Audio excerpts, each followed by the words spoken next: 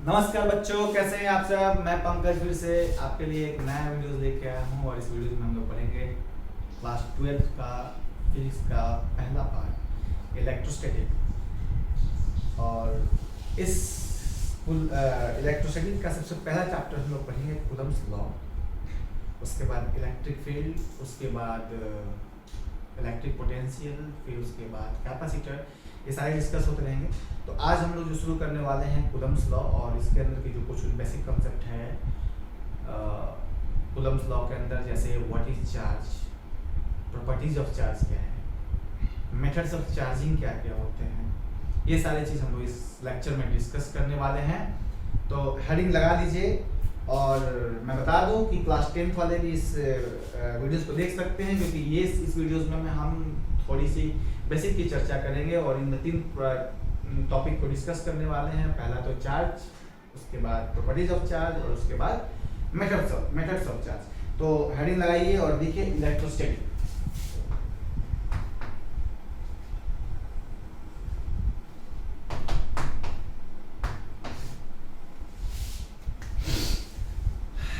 तो बच्चों, इलेक्ट्रोस्टैटिक है क्या?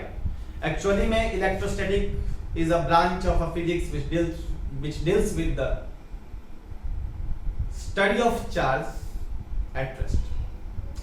तो सिंपल सी बात, इलेक्ट्रो का मतलब क्या है मैं बता देता हूं आपको। इलेक्ट्रो का मतलब है चार्ज,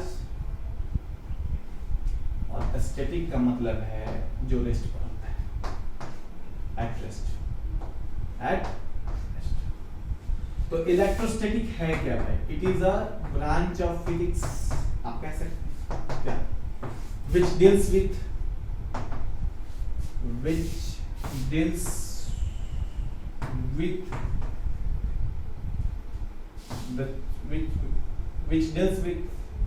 charge at rest।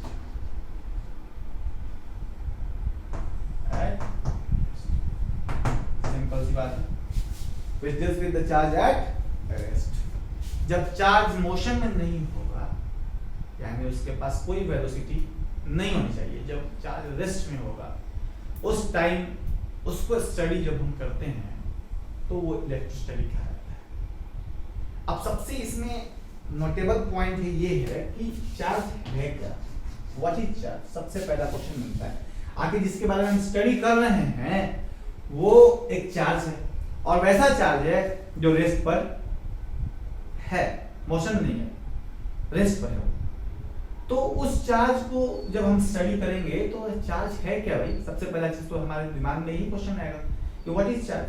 तो मैं एक एग्जांपल लेता हूं आपके सामने, आप देखें इस चीज को कि मैंने एक्चुअली में 2 इलेक्ट्रॉन लिया, सपोज कर लो 2 इलेक्ट्रॉन मैंने लिया, और दोनों इलेक्ट्रॉन को मैं 1 सेंटीमीटर के दूरी पर रख लिया।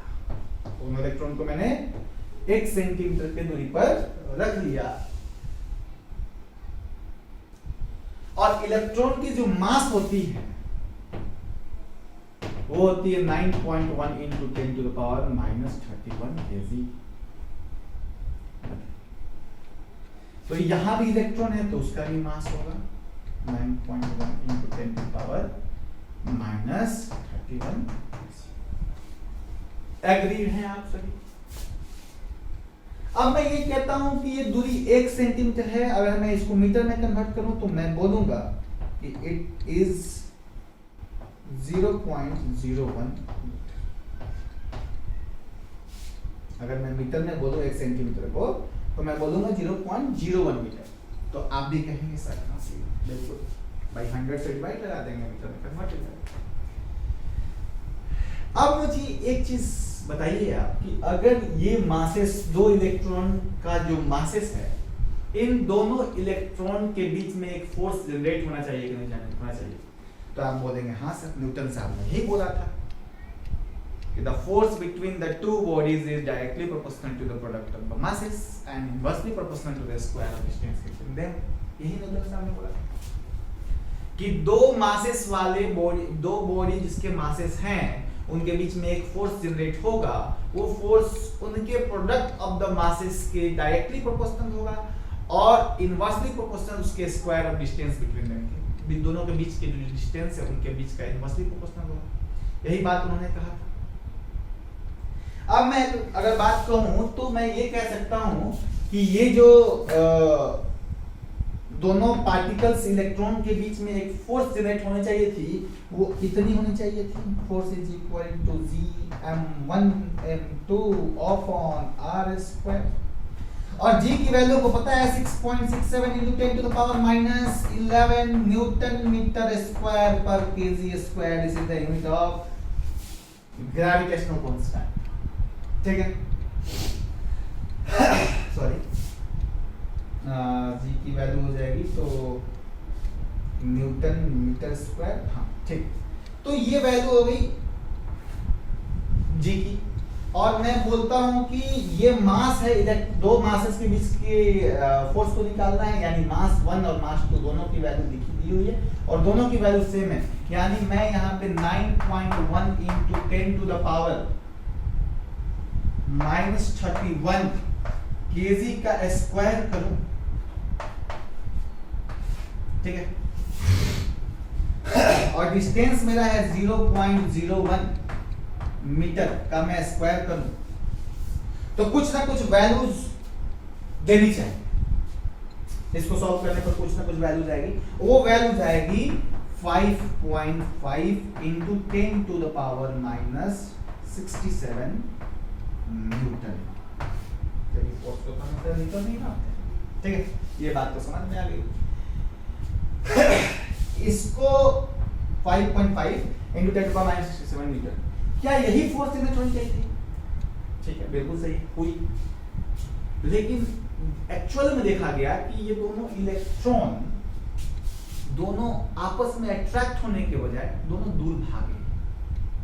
इसका मतलब ये समझ में आया कि कोई एक्स्ट्रा फोर्स उस इलेक्ट्रॉन पर जनरेट हो रहा है, कोई एक्स्ट्रा फोर्स इलेक्ट्रॉन पर जनरेट हो रहा है। तो ये जो एक्स्ट्रा फोर्स जनरेट हो रहा है इलेक्ट्रॉन के द्वारा, ये जो एक्स्ट्रा फोर्स जनरेट हो रहा है इलेक्ट्रॉन के द्वारा,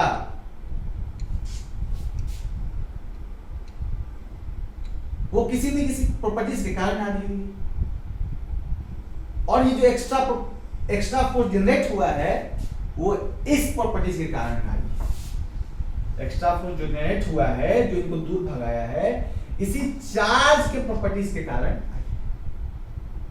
तो चार्ज का डेफिनेशन यहां से मिला, मैं बता देता हूं, मैं एक एग्जांपल और देता हूं कि एक्चुअल में इस इलेक्ट्रॉन पर जो चार्ज होता है Q, वो होता है माइनस का 1.6 into 10 to the power -19 coulomb, ठीक है।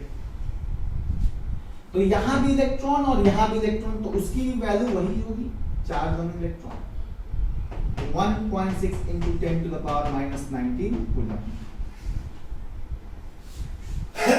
हुई कि नहीं? तो मैं ये कहूंगा कि इन दोनों के बीच में भी एक फोर्स जनरेट होगा, और वो कूलम साहब ने बताया। कूलम साहब ने बताया क्या कि इन दो चार्जेस के बीच में भी एक फोर्स जनरेट होगा। वो फोर्स बिल्कुल न्यूटन साहब के फॉर्मूले का एनालॉगस है।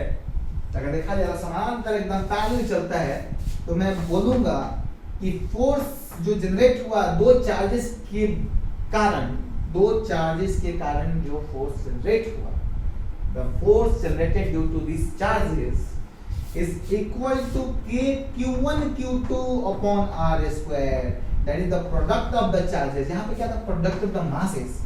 सेम फॉर्मूला से देखिए, बस कांस्टेंट का अंतर देखिए, q1 q2 m1 m2 upon r square, ये भी r square। ये k की वैल्यू डाइलेक्ट्रिक कांस्टेंट कह जाती है, ये ग्रेविटेशनल कांस्टेंट कहती है, उसकी वैल्यू अलग होती है। और यहाँ k की वैल्यू होती है 9 into 10 to the power 9 newton metre square per coulomb square, into charge जो है 1.6 into 10 to the power -19 into 10 to the power, sorry इसका स्क्वायर तो दो बार है, q1 q2 दो बार स्क्वायर कर दिया, और दोनों के बीच का सेम डिस्टेंस है 1 सेंटीमीटर, इसलिए मैं 0.01 मीटर का स्क्वायर। जब इसको सॉल्व करेंगे तो जो फोर्स आया वो फोर्स आया 2.3 into 10 to the power -24 Newton. अब मैं आपसे पूछूंगा कि क्या ये दोनों पार्टिकल जब दोनों इलेक्ट्रॉन थे इनके बीच में जो फोर्स ड्यू टू मासेस लग रही थी वो 5.5 into 10 to the power minus 67 Newton थी, और इस जो चार्जेस के द्वारा फोर्स लग रही थी, जनरेट हो रही थी due to the charges, force generated due to the charges, वो कितनी हो रही थी 2.3 into 10 to the power minus 24 Newton हो रही थी। क्या आपको दोनों में अंतर समझ में आ रही है कि ये -67 न्यूटन है और ये -24 न्यूटन है? इसका मतलब इलेक्ट्रोस्टैटिक फोर्स ज्यादा है as compare to gravitational force. तो बच्चों मैं यहाँ से एक बहुत अच्छा पॉइंट बोलने जा रहा हूँ कि हमेशा याद रखिएगा कि इलेक्ट्रोस्टैटिक फोर्स ग्रेविटेशनल फोर्स से बड़ा है। आपको एग्जांपल के तहत समझ में आ गया। तो जो ये फोर्स निकल के आया 2.3 into 10 to the power minus 24 Newton, ये जो फोर्स निकल के आया, ये जो फोर्स आपके सामने निकल के आया वो किसके कारण आया? चार्ज के कारण। तो पॉज कर लीजिए वीडियोस को, आपको देख लीजिए, पॉज करके नोट डाउन करें। मैं अभी चार्ज का डेफिनेशन देने वाला हूं, तो थैंक यू।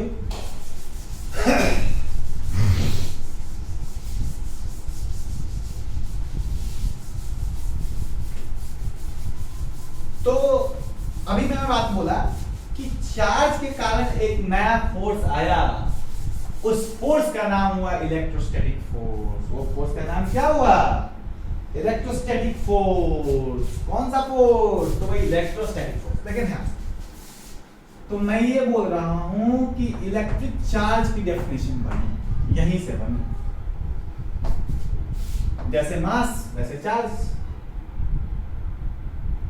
तो charge is an extra property. ये देखिए, आपको पता चल गया होगा, मास के अलावा है एक्स्ट्रा प्रॉपर्टी, क्योंकि मासेस के कारण तो ग्रेविटेशनल फोर्स लग गया ना। मासेस के कारण क्या लग गया? Gravitational force. तो चार्ज के कारण इलेक्ट्रोस्टैटिक फोर्स, तो ये एक एक्स्ट्रा प्रॉपर्टी हो गई। तो इसीलिए मैं बोला charge an extra property of matter which generate a new force, generate a new force. अब मैं बात करता हूं इसकी एसआई यूनिट की। सिंपल सी बात है, एसआई यूनिट ऑफ चार्ज। तो भैया कूलम साहब के नाम पे कूलम रखा गया, तो SI unit of charge is coulomb. Pause करके नोट डाउन कर लें। अब मैं बात करूंगा दो तरह के चार्जेस की। मैं बात करूंगा दो तरह की चार्जेस की। पहला जो चार्ज होगा वो होगा पॉजिटिव चार्जेस, जो दूसरा नेगेटिव चार्जेस। ये आप पहले से ही जानते होंगे, दैट्स गुड। अब देखें, अब इसकी प्रॉपर्टीज की हम बात करते हैं, प्रॉपर्टीज ऑफ चार्ज। देखिए, तो हेडिंग लगा लें, properties of charge. Properties of देखिए, प्रॉपर्टीज ऑफ चार्ज। देखो, सबसे पहला प्रॉपर्टीज क्लास 10 वाले भी जानते हैं, 12 वाले भी जानते होंगे, सब लोग जानते हैं ये सारी प्रॉपर्टीज को। देखिए ध्यान से, पहली प्रॉपर्टीज तो होती है कि like charges repel each other और unlike charges attract each other. Like charges repel each other, unlike charges attract each other. मतलब कि मैं लिख देता हूँ, समझा देता हूँ। देखो, like charges attract each other, repel each other. Unlike charges attract।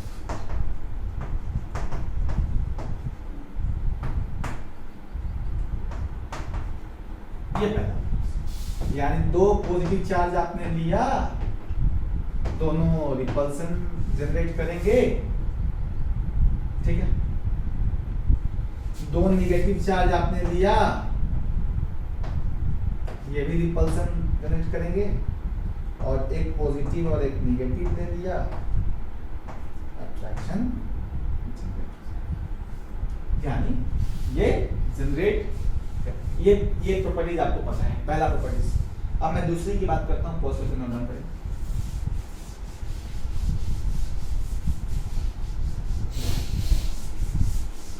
देखो सेकेंड प्रॉपर्टीज है quantization of charge, quantization of charge. Second property quantization of charge.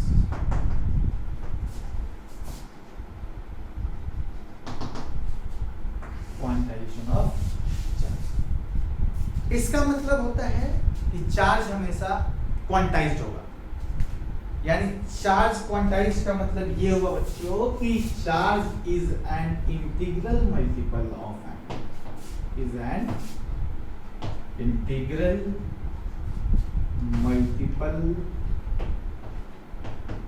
Of electron. अब मैं इस बात को समझाना चाहता हूं कि कभी भी चार्ज जनरेट होता है ना किसी बॉडी पर, वो या तो लॉस से होता है या तो गेन से होता है, और लॉस और गेन एक ही पार्टिकल का होता है, दैट इज इलेक्ट्रॉन। तो इलेक्ट्रॉन का लॉस हुआ यानी इलेक्ट्रॉन भाग गया उस बॉडी से, तो बॉडी चूंकि इलेक्ट्रिकली न्यूट्रल था पहले, तो जितने नंबर ऑफ प्रोटॉन्स और जितने नंबर ऑफ इलेक्ट्रॉन्स दोनों बराबर होंगे तभी न्यूट्रल हुआ होगा। लेकिन जैसे ही इलेक्ट्रॉन भाग गया तो अब प्रोटॉन की संख्या इलेक्ट्रॉन की संख्या से ज्यादा हो गई, और जब ज्यादा हो गई तो प्रोटॉन डोमिनेट हो गया इलेक्ट्रॉन के ऊपर, तो ये अपना चार्ज जनरेट कर लेगा, पॉजिटिव चार्ज उस पर डेवलप हो जाएगा। यानी बॉडी से इलेक्ट्रॉन जंप करने का मतलब हो गया कि उस बॉडी पर एक पॉजिटिव चार्ज जनरेट। लेकिन जिस बॉडी पर इलेक्ट्रॉन जंप करेगा, जिस बॉडी पर इलेक्ट्रॉन जंप करेगा, वो भी बॉडी पहले न्यूट्रल था, लेकिन जंप करने के कारण उस पर एक इलेक्ट्रॉन ज्यादा हो गया एज कंपेयर टू प्रोटॉन, और वो बॉडी निगेटिवली चार्ज हो, यानी जिस बॉडी से इलेक्ट्रॉन निकलता है वो पॉजिटिवली चार्ज हो जाता है, और जिस बॉडी पर इलेक्ट्रॉन जाता है वो निगेटिवली चार्ज हो जाता है। तो मेरा कहने का मतलब ये है कि जब भी इलेक्ट्रॉन निकलता है, वो इलेक्ट्रॉन क्या फ्रैक्शनल पार्ट में होता है? मैं कह सकता हूं कि 0.01 इलेक्ट्रॉन निकल गया, मैं कह सकता हूं 2/3 इलेक्ट्रॉन निकल गया, क्या मैं कह सकता हूं कि 4/5 इलेक्ट्रॉन निकल गया, मैं कह सकता हूं 7/9 इलेक्ट्रॉन निकल गया? नहीं, हम नहीं कह सकते। क्यों? क्योंकि इलेक्ट्रॉन फ्रैक्शनल पार्ट है नहीं। इलेक्ट्रॉन का फ्रैक्शनल पार्ट होता है, हम लोग आगे हायर स्टडीज में पढ़ेंगे, लेकिन यहाँ पे नहीं पढ़ेंगे। क्वार्क की चर्चा यहाँ पे नहीं करेंगे, उसकी भी होती है पार्टिकल क्वार्क, उससे छोटी particle that is E/2 E/3 इस चलते हैं। लेकिन यहाँ पे जो बात है कि इलेक्ट्रॉन हमेशा इंटीजर के ही मल्टीपल में भागेगा, तो जो चार्जेस डेवलप होंगे उस बॉडी पे वो भी एक इंटीग्रल मल्टीपल में ही होंगे। इसीलिए मैंने लिखा है कि charge is an integral multiple of electron, यानी Q जो चार्ज डेवलप होगा किसी बॉडी पर वो Ne के बराबर होगा। Q is equal to Ne, यानी electron charge is an integral multiple of electron, क्योंकि इलेक्ट्रॉन का ये इंटीग्रल मल्टीपल है। इसका मतलब ये हुआ कि n जो है is a integer, n is a integer, मतलब ये इंटीजर होगा। ये क्या होगा?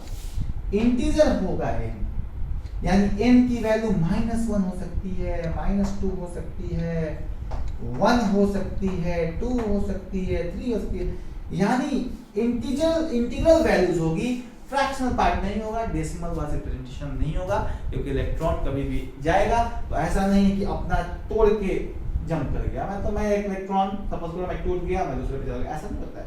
इलेक्ट्रॉन टूट गया और फिर दूसरे पे जंप कर गया, मैं तो अपना आधा ही दूंगा, इस तरह की बात नहीं है। तो charge is an integral multiple of electron, ये क्वांटाइजेशन ऑफ चार्ज करता है, यानी चार्ज जब भी जनरेट होगा वो इलेक्ट्रॉन का इंटीग्रल मल्टीपल में ही होगा। 3 कूलम हो गया, 4 कूलम हो जाए, इंटीग्रल मल्टीपल में ही आएंगे, इंटीजर के फॉर्म में ही आएंगे। ऐसा नहीं है कि 1/4 part of electron transfer jump to the other atom, other body, ऐसा नहीं है। तो चार्ज क्वांटाइजेशन ऑफ चार्ज का मतलब हो गया charge and integral multiple of an electron. Q is equal to any n where n is a n belongs to where n belongs to integer। ठीक है, तो इसको आप पॉज कर लें और नोट डाउन कर लें। थर्ड प्रॉपर्टी में आ रहा हूं, इस पर देखिए आप।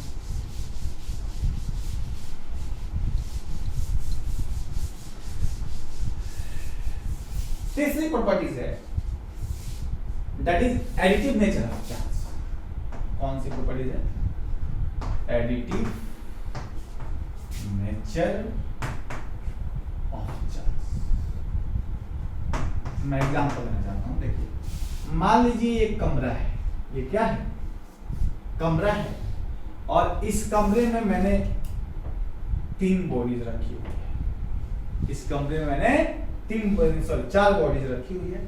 इस बॉडीज पर चार्ज है 3 कूलम प्लस का, इस बॉडी पे चार्ज है माइनस का 6 कूलम, इस बॉडी पर चार्ज है प्लस का 7 कूलम, इस बॉडी पर चार्ज है माइनस का 9 कूलम। और आपसे पूछा जाए कि इस रूम के अंदर कितने चार्ज हैं, आपने क्या करेंगे? सिंपल एडिशन करते हैं, क्योंकि चार्ज तो प्लस और माइनस का है, अलग अलग चार्जेस हैं। तो आप Q नेट जब निकालेंगे बच्चों, आप देखिए जनरली आप जो सोच सकते हैं, जो चीज आप जानते हैं, उसी के लिए मैं एग्जांपल दे रहा हूँ कि अगर मैं इस रूम में खड़ा हूँ और मैं एक इलेक्ट्रॉन की तरफ टिल्ट किया जाऊँ और मेरे ऊपर 7 कूलम का चार्ज पॉजिटिव का है, कोई दूसरा बॉडी उस पर -3 + 3 कूलम का है, तीसरे बॉडी पर -6 कूलम का है, चौथे बॉडी पर -9 कूलम का है, तो मुझसे पूछा जाए कि इस रूम में कितने चार्जेस हैं, कितने कूलम के टोटल चार्जेस हैं, तो मैं क्या बोलूंगा? Q नेट निकालने के लिए मैं बोलूंगा Q1 जितने चार्ज हैं सबको जोड़ दूंगा। तो जब मैं जोड़ दूंगा तो मैं Q1 की वैल्यू क्या बोलूंगा? 3 कूलम। Q2 की वैल्यू क्या कहूंगा? ये मान लीजिए Q1 था, ये Q2 था, ये Q3 था, ये Q4 था। तो Q1 की 3 कूलम, Q2 की प्लस, मैंने ये प्लस के लिए लिख दिया, और Q2 की वैल्यू है -6 कूलम।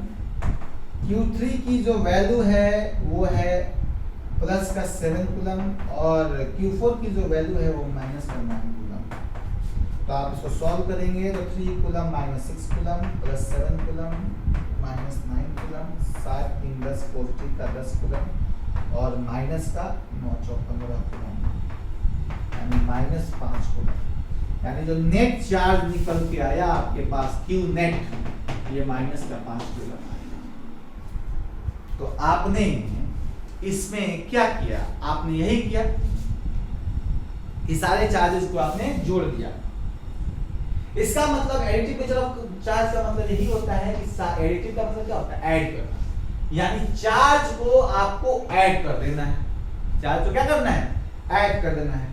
तो मैं फिर से आपको बताने जा रहा हूं कि इसका डेफिनेशन क्या निकल के आएगी। तो मैं बोलूंगा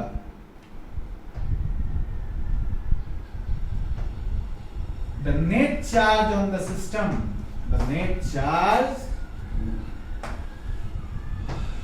on the system, देखिए सिस्टम था नहीं, रूम्स को सिस्टम मान लो, सिस्टम मान लो रूम को, क्या दिक्कत है? तो the net charge on the system is equal to the sum of individual charges,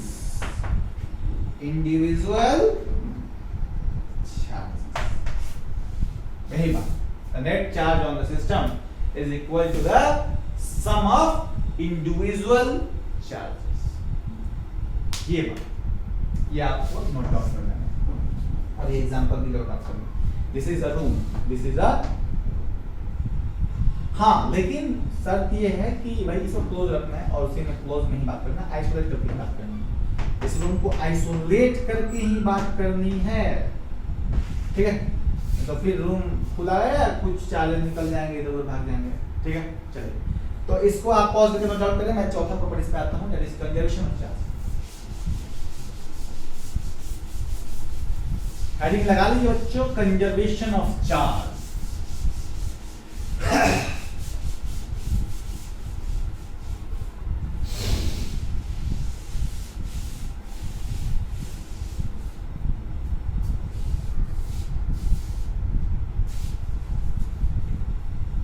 चौथा प्रॉपर्टी जो रहेगी conservation of charge. Conservation of charge, conservation of charge. देखिए मैं पहले डेफिनेशन लिखता हूं, उसके बाद मैं समझाता हूं। अच्छा सबसे पहले मैं समझा ही देता हूं आपको। देखिए एक रूम है, मान लो रूम है, और मान लो ये एक बॉडी है 7 कूलम का पॉजिटिव का Q1 चार्ज, दूसरी बॉडी है 3 कूलम की पॉजिटिव Q2 चार्ज। ये जो Q3 चार्ज है वो है माइनस का 6 कूलम, ठीक है। और इस रूम को बंद कर दिया गया है, आइसोलेट कर दिया गया है। कंजर्वेशन ऑफ चार्ज हम जब भी बात करेंगे तो फॉर एन आइसोलेटेड सिस्टम के लिए ही बात करेंगे, उसको खुला नहीं छोड़ना है, आइसोलेट कर सबसे पहले। तो मैं आइसोलेट कर दिया हूं, this system is isolated system, isolated system. देखें ध्यान से, तो मैं ये कहना चाहता हूं बच्चों कि अगर ये Q1 चार्ज 7 कूलम का है, ये Q2 चार्ज +3 कूलम का है, Q3 चार्ज -6 कूलम का है, और चार्ज अगर बात किया जाए पहले, अभी जब मैंने इस रूम को लॉक किया हूं, अभी का टाइमिंग मान लो कि 3 बज रहा है, तो 3 बजे मैं चार्जेस Q नेट निकाला, वो Q नेट कितना हुआ, +7 कूलम +3 कूलम -6 कूलम। मैं जोड़ दिया, 7 3 10 में से 6 हो गया 4 कूलम पॉजिटिव का, 4 कूलम क्या चाहिए पॉजिटिव का। कुछ देर के बाद मैं 6 बजे निकाला, उस दौरान 3 से 6 के बीच में चार्जेस अपने चार्ज को इंटरचेंज किए, चार्जेस अपने चार्ज को इंटरचेंज किए हैं। इस 3 घंटे मैंने 6 बजे फिर कैलकुलेशन करने आऊंगा मैं इस रूम का चार्जेस को Q नेट निकालने आऊंगा 6 बजे, 3 बजे मैंने निकाल दिया, 4 कूलम नेट चार्जेस आई हैं। और अब क्या है कि मैं इसको 6 बजे आगे कैलकुलेट करूंगा Q नेट कितनी है, लेकिन इस 3 घंटे के अंतराल में ड्यूरिंग दिस 3 आवर ये तीनों जो चार्ज हैं ये आपस में चार्ज इंटरचेंज किए। All these 3 charges interchange their charges during these 3 hours. Then what will happen to the Q net? Let's see. देखिए यहाँ पे क्या होगा, मैं ये बोलूंगा कि Q1, Q2 और Q3 ने इसके साथ टक्कर मारी, इंटरचेंज किया, और ये हो गया 2 चार्ज अपना ट्रांसफर कर दिया। तो जब ये 2 चार्ज ट्रांसफर कर देगा, बताओ, ये 2 चार्ज ट्रांसफर कर देगा, यानी माइनस का ये Q3 2 दे देगा इसको, तो ये +3 वाला तो अब +1 हो जाएगा कि नहीं हो जाएगा, तो 2 चार्ज नेगेटिव का दे दिया, तो +3 और -2 +1 ही तो आता है कि नहीं। लेकिन जैसे ही ये 6 कूलम का चार्ज 2 कूलम अपना दे दिया, 2 कूलम दे दिया है चार्ज, तो अब इसके पास तो माइनस का 4 कूलम होगा, क्योंकि इसने दे दिया है 2 कूलम, ठीक है। अच्छा, अब मैं बोलता हूं कि ये जो Q1 है ये इसके साथ इंटरचेंज किया है, Q1 Q3 के साथ इंटरचेंज किया, तो मैं बोलता हूं कि Q1 ने यहाँ का जो इलेक्ट्रॉन है 4 कूलम, इसमें से 1 कूलम इस पर चला गया, 1 कूलम इस पे चला गया, Q3 से 1 कूलम इस पे चला गया, तो ये तो पॉजिटिव का 6 कूलम हो जाएगा, और ये 1 कूलम चला गया तो माइनस का 3 कूलम हो जाएगा। यहाँ पे मैंने 2 कूलम दे दिया था, और यहाँ पे मैंने 1 कूलम दे दिया है, ठीक है। अब मैं इतनी प्रोसेस हो गई, कब, इस 3 घंटे में, 3 से 6 के बीच चार्जेस इंटरचेंज हो चुके, ठीक है। अब मैं 6 बजे आकर Q नेट निकालता हूं, तो मैं क्या देखता हूं, Q net is equal to Q1 की वैल्यू 6 प्लस का 6 कूलम, Q2 यानी प्लस का 1 कूलम और Q3 माइनस 3। मैंने क्या देखा 6 1 7 कूलम माइनस 3 कूलम, रिजल्ट कितना आया 4। मुझे क्या समझ आया, मुझे ये समझ में आया कि for an isolated system isolate करना बहुत जरूरी है। नहीं आइसोलेट करें तो ये चार्जेस मान लो घर से बाहर निकल गया तो बहुत समस्या हो जाएगी, फिर थोड़ी सी ये लॉ बिगड़ जाएगी, ठीक है। तो मैं ये बोल रहा हूं कि for an isolated system the net charge is always constant. क्यों? क्योंकि इसकी वैल्यू सेम आएगी, यानी charge is neither be created nor be destroyed. Charge कभी ना क्रिएट होता है और ना डिस्ट्रॉयड होता है। मेरी बात समझ में आ रही है? तो मैं बोल सकता हूं यहां पे for an isolated system the charge is neither be created nor be destroyed. तो लिख लें for an isolated system the charge is neither be created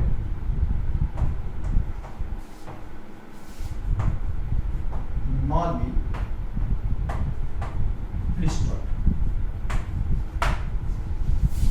ये फंडा। तो पॉज करें और इसको नोट डाउन कर लें, और उसके बाद मैं लास्ट की बात करता हूं, that is charge is invariant. Charge is invariant. तो इसको पॉज करके नोट कर लें। Thank you. देखते हैं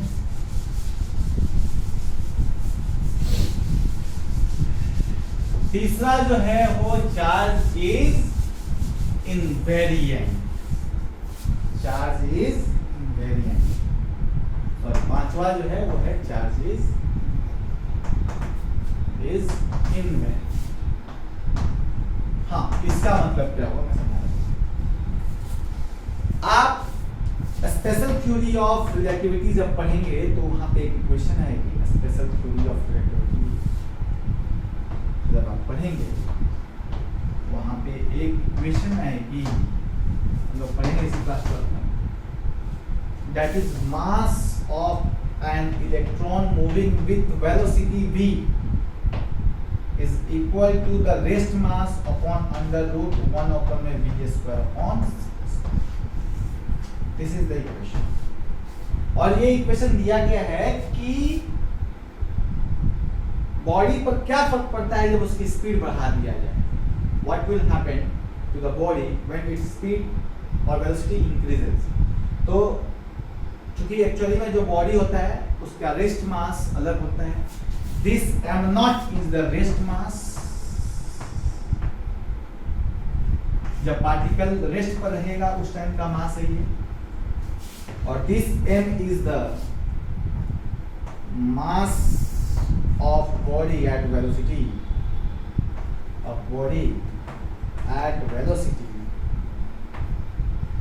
v। इस v वेलोसिटी से मूव कर रहा है उस टाइम का ये वेलोसिटी है।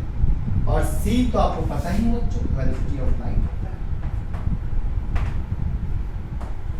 मैं ये बताना इसलिए चाहता हूं, देखें आप कि स्पेशल थ्योरी ऑफ रिलेटिविटी जब पढ़ेंगे तो आपको समझ में बात आएगी कि जो mass of a body at different velocity varies करता है, और वो मास कितना वैरीज करता है तो ये फॉर्मूला दे दिया गया है। इस इक्वेशन को बैठाएंगे और सेट करेंगे कितनी वेलोसिटी है और कितनी मास ये है। और देखा गया कि अगर स्पीड ऑफ लाइट से किसी बॉडी को फेंक दिया जाए तो ये जो बॉडी है c² ये तो कट जाएगा, क्योंकि v तो c के स्पीड के बराबर हो गया, लाइट के स्पीड के बराबर हो गया, तो ये कट जाएगा और कट के 1 0 हो जाएगा। और 0 ये किसी चीज को 0 से डिवाइड करेंगे वो इनफिनाइट मास हो जाएगी। यानी किसी पार्टिकल को स्पीड ऑफ लाइट से दौड़ा दिया जाए तो उसकी जो मास होगी वो क्या हो जाएगी, इनफिनाइट हो जाएगी, इनफिनाइट। ठीक है, तो ये बात आपको समझ में आ गई होगी कि मैं क्या कहना चाहता हूँ।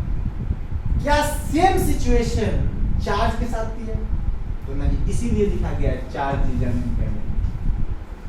ये जो सिचुएशन है, यानी चार्ज को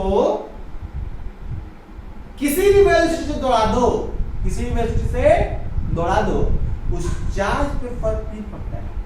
लेकिन मास को अगर किसी वेलोसिटी पे दौड़ा दो तो उस मास को फर्क पड़ता है। तो मैं यहीं से चार्ज इवेंट का एक डेफिनेशन लिखता हूं कि charge is independent, charge is independent of velocity, independent of velocity. ये आपको बात समझ में आ गई। इसके बाद जो टॉपिक हम लोगों को कवर करना है बच्चों, वो है मेथड्स ऑफ चार्जिंग। क्या है? Methods of charging. तो मेथड्स ऑफ चार्जिंग मैं बता रहा हूं आपको कैसे डील करते हैं। मेथड्स ऑफ चार्जिंग किसको बोलते हैं, कैसे कैसे चार्ज बॉडी को करते हैं हम लोग। तो इसको पॉज करके और नोट डाउन करें और मैं नेक्स्ट टॉपिक पे आ रहा हूं, that is methods of charging.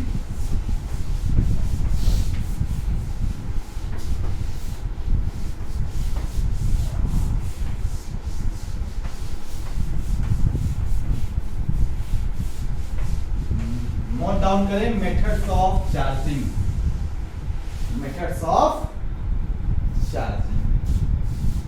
देखिए methods of charging, methods of charging the body. तो पहला मेथड जो होगा वो होगा charging by friction, charging by friction, ठीक है। सेकेंड जो होगा वो होगा charging by conduction, charging by conduction. और जो थर्ड होगा वो होगा charging by, charging by induction. ये तीन मेथड की चर्चा करेंगे। दो मेथड क्लास 10 के लिए बहुत इंपॉर्टेंट है, थर्ड मेथड तो 12 के लिए बहुत इंपॉर्टेंट, मतलब एटलीस्ट आपको आना चाहिए था, ठीक है। चार्जिंग बाय फ्रिक्शन की बात करें कि जब दो, ये तो जाहिर सी बात इसको रबिंग भी बोलते हैं, क्योंकि फ्रिक्शन मतलब जब रब होगा तभी फ्रिक्शन डेवलप होगा, अदरवाइज नहीं होगा, ठीक है। तो मैं ये कहना चाहता हूं बच्चों कि जब रब करने से चार्ज डेवलप होता है तब उस तरह के चार्जिंग को हम लोग बोलते हैं चार्जिंग बाय फ्रिक्शन। मान लीजिए दो बॉडीज को आपने आपस में रब किया, रब करने से होता क्या? रब करने से जो एनर्जी जनरेट होती है उस एनर्जी के कारण इलेक्ट्रॉन जंप करता है। अब जिसकी इलेक्ट्रॉन लेस बाउंडेड हो वो वहां से जंप करेगा। The less bounded electron jump to the other body और create a charge on that body, both the bodies दोनों पर आ जाएंगे चार्जेस। उसके बाद चार्जिंग बाय कंडक्शन है। चार्जिंग बाय जो कंडक्शन है उसमें क्या होता है कि दो बॉडीज को आपस में कांटेक्ट में रख देते हैं और कांटेक्ट में रखने के बाद ये बॉडी चार्ज हो जाते हैं, ठीक है, एक दूसरे का। जैसे मान लीजिए 5 कूलम का चार्ज आपने माइनस कर ले लिया, ठीक है, और इनिशियली ये बॉडी न्यूट्रल था, ये बॉडी मान लीजिए कि 5 कूलम का इलेक्ट्रॉन,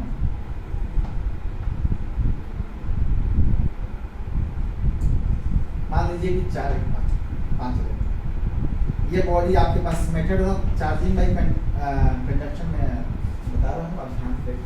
तो क्या हुआ कि ये बॉडी 5 इलेक्ट्रॉन है, इसके 5 कूलम चार्ज है, सॉरी 5 नहीं, इसको 6 कर लीजिए, पता चलेगा 6 कूलम चार्ज है। और एक न्यूट्रल बॉडी मैं यहाँ पर रखा हुआ था और उस बॉडी को मैं लाके इसे टच करवा, यानी कंडक्शन में टचिंग बहुत जरूरी है, ठीक है, टच होगा तब कंडक्शन होगी। तो मैं इस बॉडी को लेते आया तो इसने क्या किया कि ये दोनों बराबर अब इक्वल चार्ज डिस्ट्रीब्यूट कर दिया, 3 कूलम 3 कूलम, मतलब 3 इलेक्ट्रॉन्स में 3 कूलम ऑफ चार्ज यहाँ पे चला गया। और मतलब एक एग्जांपल वही है कि दो बाल्टी को एक पाइप से कनेक्ट कर दें, पानी एक में भरा हुआ था एक में खाली था, दोनों पानी जब तक बराबर नहीं होता तब तक कि पानी का फ्लो होते जाता है। एक सिचुएशन आता है दोनों बराबर की लेवल सेम हो जाती है और पानी की फ्लो रुक जाती है, सेम सिचुएशन यहाँ भी है। तो यहाँ पे यहाँ से जो चार्ज का ट्रांसफर हुआ इस बॉडी से इस बॉडी पर हुआ, हायर पोटेंशियल ये था, लोअर पोटेंशियल ये रहा, और इससे जब चार्ज ट्रांसफर हुआ इस बॉडी पर तब तक हुआ जब दोनों चार्ज इक्वल ना हो जाए। तो ये बॉडीज को कांटेक्ट में होना जरूरी है, तभी चार्जिंग बाई कंडक्शन होगा। तो always take place at contact, contact होना जरूरी है, ठीक है। कांटेक्ट था हो गया, ठीक है।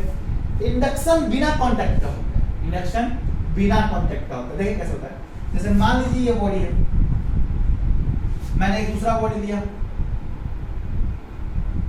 मान लीजिए मैंने नेगेटिव चार्जेस वाला बॉडी लिया। हुआ क्या कि एक न्यूट्रल बॉडी लिया, तो यहाँ पे जो बॉडी हुआ ना, ये बॉडी दूसरा न्यूट्रल था। अब ये काफी थोड़ी सी दूरी पर है, मान लीजिए 2 सेंटीमीटर के पार्ट में, 2 सेंटीमीटर पार्ट, ठीक है। अब ये क्या किया कि इसको तो कांटेक्ट होने की जरूरत है नहीं, कांटेक्ट हुआ नहीं। हुआ क्या कि ये दोनों चार्जेस, तो ये नेगेटिव चार्जेस हैं, तो ये पॉजिटिव को क्या करेगा, अट्रैक्ट करेगा, क्योंकि न्यूट्रल चार्जेस तो इसके अंदर तो ये बॉडी था, न्यूट्रल बॉडी था, तो जितने पॉजिटिव उतने नेगेटिव, तो ये +4 इधर जनरेट कर दिया फेस पे और -4 इधर जनरेट कर दिया। अब बाद में इसको अगर हम अर्थेट कर दें, इस बॉडी को यहाँ से उठा के अर्थेट कर दें इस पार्ट को, तो ये negative electron flow to the earth, बोलो अर्थ पे फ्लो कर जाएगी, नहीं कर जाएगी। और यही अर्थ पे फ्लो करेगी नेगेटिव चार्ज, तो ये बॉडी उतना ही का पॉजिटिव चार्जेस में उसको, यानी आपको बॉडी क्या क्या नेगेटिव चार्ज होता है, बॉडी पर क्या कौन सा चार्ज जनरेट होगा, वही। अगर मैं इस एंड को करता तो negative charge from the ground flows to the body at the positive side and then utilizes the charges and overall charges of the system becomes negative. That's the concept. तो मैं ये कहना चाहता हूँ कि इंडक्शन में क्या होता है, फ्रिक्शन में क्या होता है, दो बॉडी रिजर्व होती है। कंडक्शन में क्या होता है, कॉन्टैक्ट होते हैं, बॉडीज की ट्रांसफर इक्वल से कर लेते हैं और पूरी की पूरी बॉडीज पे दोनों पर इक्वली चार्ज डिस्ट्रीब्यूट हो जाते हैं। कंडक्शन में क्या होता है कि बॉडी, सॉरी इंडक्शन में क्या होता है कि जो बॉडी है उसके अंदर जो चार्ज डेवलप हुई है, इसमें कांटेक्ट नहीं है। सबसे बड़ी इंपॉर्टेंट बात, इसमें कांटेक्ट नहीं है, ये बस इलेक्ट्रोस्टैटिक इंडक्शन के कारण चार्ज डेवलप हुआ है। That is charge is induced due to the electrostatic induction, यानी फोर्स जो है ना वो मजबूर किया है कि भैया आप चार्ज को आप डेवलप हो जाइए, ठीक। तो this charging by induction is always due to the electrostatic induction, ठीक है। तो यही 3 चीज आपको यहाँ पढ़ना था, charging by rubbing, charging by conduction, charging by induction. और यहीं पे मैं वीडियोस को पॉज करता हूँ, नेक्स्ट वीडियो में लेके आ रहा हूँ Coulomb's law in scalar form, Coulomb's law in vector forms, और ऐसे चलते जाएंगे। फिर वहाँ चार्ज डिस्ट्रीब्यूशन नहीं पढ़ना है इसी टॉपिक में, अलग अलग वीडियोस में तो हम लोग पढ़ेंगे। तो कीप वाचिंग, और मैं आशा करता हूँ कि आप सभी अच्छे होंगे और अच्छे से पढ़ाई करेंगे। तो थैंक